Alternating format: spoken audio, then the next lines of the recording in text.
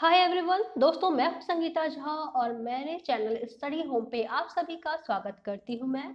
तो दोस्तों, आज मैं आपके साथ यहां पे डिस्कस करने आई हूं जो घटना बेंगलुरु में घटी थी आज से 2 दिन पहले, यानी कि 20 मई 2020 को। तो आखिर क्या हुआ था बेंगलुरु में जिसकी वजह से पूरा बेंगलुरु हिल गया? क्या हुआ था? सुपरसोनिक बूम हुई थी या फिर क्या हुआ था? वहां पे लोग इतने परेशान क्यों थे? क्यों बम की धमाके जैसी आवाज हुई थी?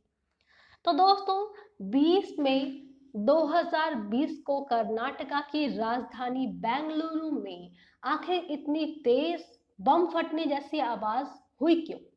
बेंगलुरु में 1:30 बजे आखिर हुआ क्या जिसकी वजह से लोग इतने परेशान हो गए? लोग घर से बाहर की तरफ भागने लगे। आखिर ये तेज धमाके थे क्या? कुछ लोगों के घर में रखे सामान भी इससे हिलने लगे, तो वहीं कुछ लोगों को लगा कि कहीं भूकंप तो नहीं आया है, या फिर धरती के नीचे कोई बॉम्ब तो नहीं फटा है, या फिर हमारे आर्मी वाले कुछ टेस्टिंग तो नहीं कर रहे हैं। तो दोस्तों, इस वजह से लोग बहुत ज्यादा परेशान हुए, लेकिन कर्नाटका स्टेट एनडीएमसी ने इस तरह से सभी दावों को सिरे से नकार दिया।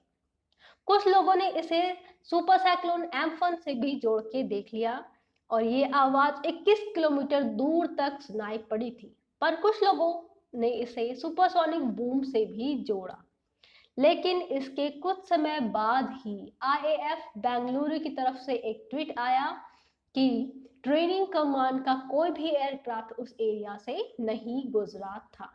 तो आखिर हुआ क्या था यहाँ पे, उसको मैं आज आपको यहाँ पे बताऊंगी। तो रात में बेंगलुरु पीआरओ की तरफ से मिनिस्ट्री ऑफ डिफेंस की तरफ से एक ट्वीट आया जिसमें कहा गया कि ये वायुसेना की रूटीन टेस्ट फ्लाइट थी और ये एक सुपरसोनिक एयरक्राफ्ट था।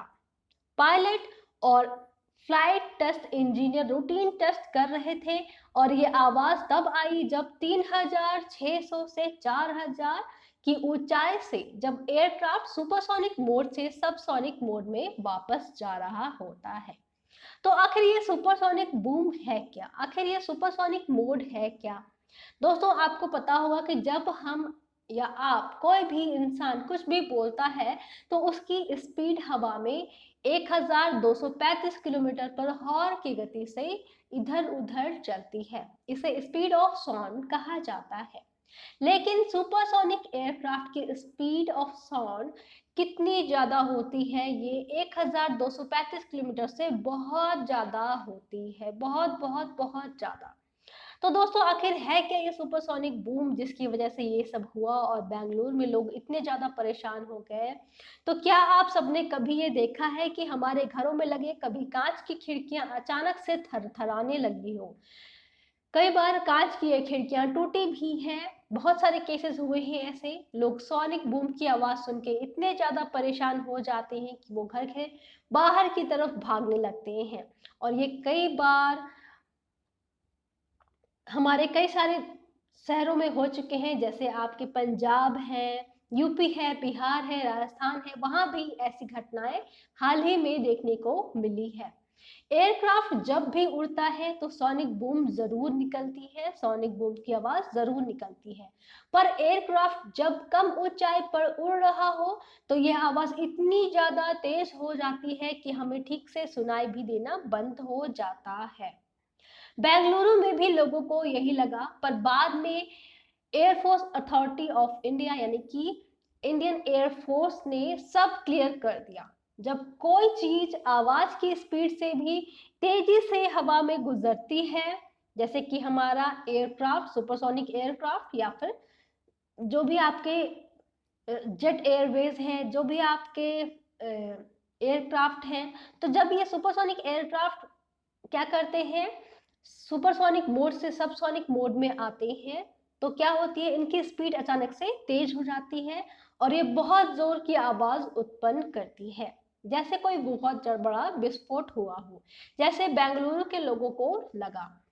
इसको ही हम सोनिक बूम कहते हैं और इसी आवाज को सुपरसोनिक बूम कहा जाता है, जो कि बेंगलुरु में ये घटना हुई।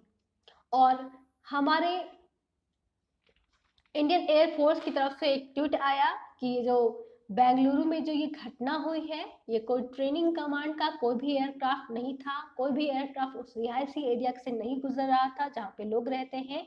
हालांकि HAL और ASTE की रूटीन फ्लाइंग की सोनिक बूम की ये आवाज़ हो सकती है और ये खबर सही निकली। बाद में पता चला कि ये जो आवाज़ थी ये सुपरसोनिक फ्लाइट की थी, सुपरसोनिक एयरक्राफ्ट की थी और वायुसेना ने इसको बाद में क्लियर कर दिया कि ये रूटीन टेस्ट हो सकता है। थैंक यू आप सभी का मुझे सुनने के लिए।